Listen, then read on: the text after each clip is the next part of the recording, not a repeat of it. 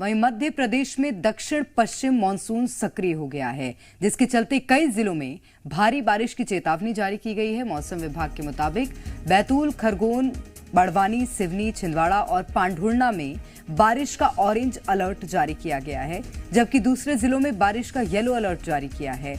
अधिकतर जिलों में तेज हवाओं के साथ बारिश की संभावना है। तो ये मध्य प्रदेश के मौसम का हाल आपको बता रहे हैं। मध्य प्रदेश में अब धीरे धीरे मानसून ने दस्तक देना शुरू कर दिया है, जिसकी वजह से कई जिलों में भारी बारिश की चेतावनी जारी की गई है।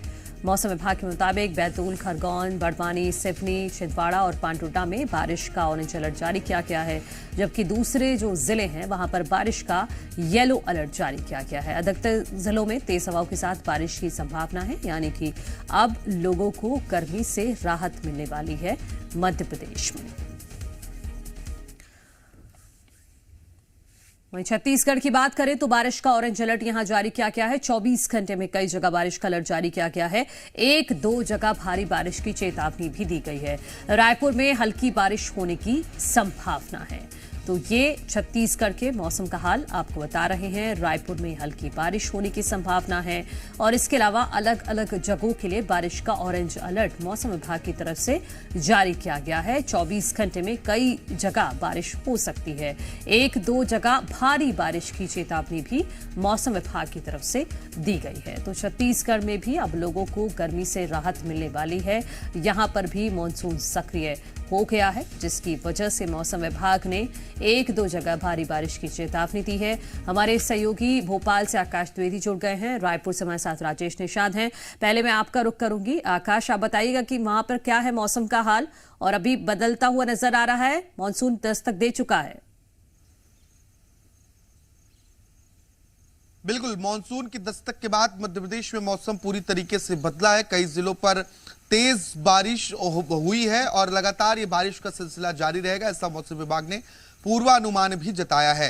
3 दिन के भीतर मध्य प्रदेश के 33 जिलों में दक्षिण पश्चिम मानसून पहुंच चुका है। और देखिए, पहले पांढुर्णा, बालाघाट, मंडला, सिवनी के रास्ते मानसून ने दस्तक दी। इसके बाद अब तक प्रदेश के 33 से अधिक जिलों में, यानी कि आधे मध्य प्रदेश में मानसून सक्रिय हो चुका है।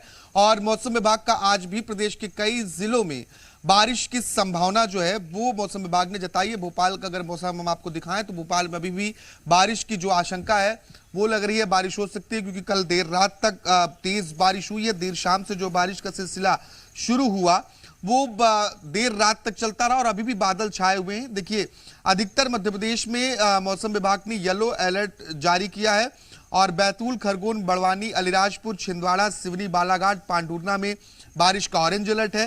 जबकि शाजापुर, सीहोर, राजगढ़, भोपाल, रायसेन, बड़वानी, खरगोन में बिजली के साथ तेज बारिश होने की संभावना जो है वो बनी रहेगी। लगभग पूरे मध्य प्रदेश में जो रेनफॉल एक्टिविटी है वो बढ़ेगी। अमूमन मध्य प्रदेश में 15 जून के आसपास मानसून पहुंचने की तारीख नियत है, लेकिन इस बार मानसून देरी से मध्य प्रदेश पहुंचा। जितनी देरी से पहुंचा है उतनी तेज अन्य जिलों में दस्तक लेकिन मानसून देरी से पहुंचा है, लेकिन जिस तरह से तेज बारिश का अलर्ट मौसम विभाग जारी कर रहा है उस हिसाब से अनुमान लगाया जा सकता है आकाश की भरपाई हो जाएगी।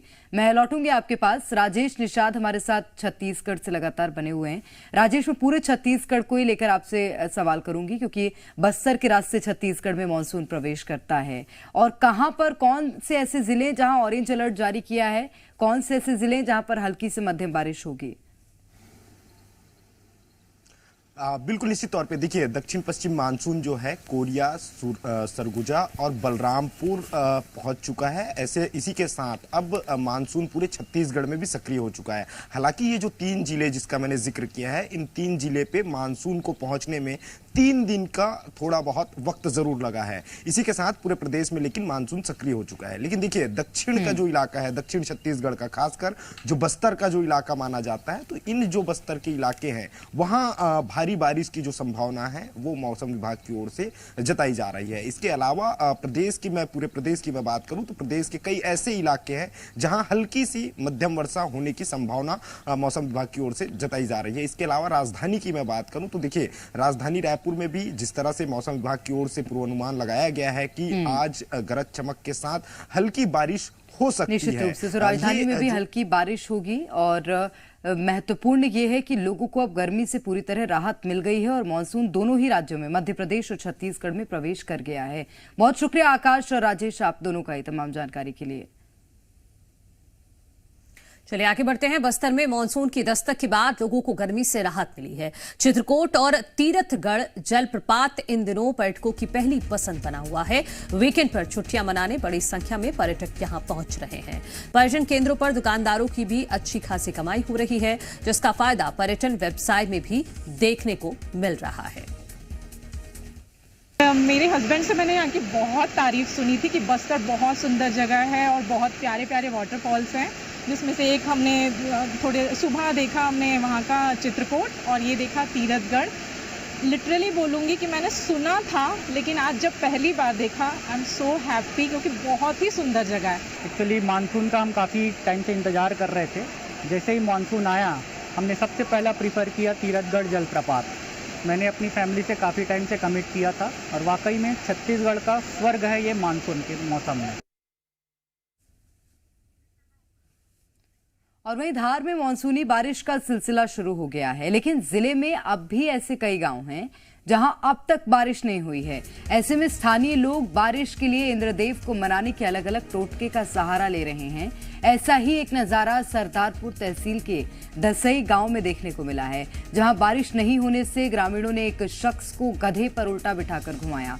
ग्रामीणों का मानना है कि इससे इंद्रदेव प्रसन्न होंगे और क्षेत्र में अच्छी बारिश होगी। हमारे पूर्वज लोगों का कहना है कि अगर इंद्र राजा पानी नहीं गिरता है, आसपास गिर जाता है और जहाँ पे जो जगह होती है वहाँ पे नहीं गिरता है, इसलिए ये टोकना किया गया है। ये पुराने पूर्वज लोग कहा करते हैं बारिश नहीं होने के कारण यह गधे पर कोई मुखिया आदमी या किसी भी व्यक्ति को बिठा के घुमाने से वर्षा हो जाती है, इंद्रदेव रूठे हुए मान जाते हैं। तो गांव वालों का मानना है कि इस तरह से ये प्रक्रिया करने से इंद्रदेव खुश हो जाएंगे, प्रसन्न हो जाएंगे और बारिश हो जाएगी उनके गांव में। आगे बढ़ते हैं। छत्तीसगढ़ के सुकमा में नक्सलियों के कब्जे से नोट प्रिंटिंग मशीन और नकली नोट मिले हैं। सुकमा में नक्सलियों ने नोटों की छपाई कैसे की और इसके लिए वहां कैसे ट्रेनिंग सेंटर बनाया गया, इस रिपोर्ट में आप देखिए। छत्तीसगढ़ में सर्च ऑपरेशन के दौरान सुरक्षा बल को नकली नोट के अलावा कई ऐसी चीजें मिली हैं जो चौंकाने वाली हैं। बड़ी संख्या में नकली नोट और साथ ही प्रिंटिंग मशीन भी बरामद हुई है। ये सर्च ऑपरेशन सुकमा जिले के कोराजगुड़ा इलाके में घोर नक्सल प्रभावित इलाके में चलाया गया था।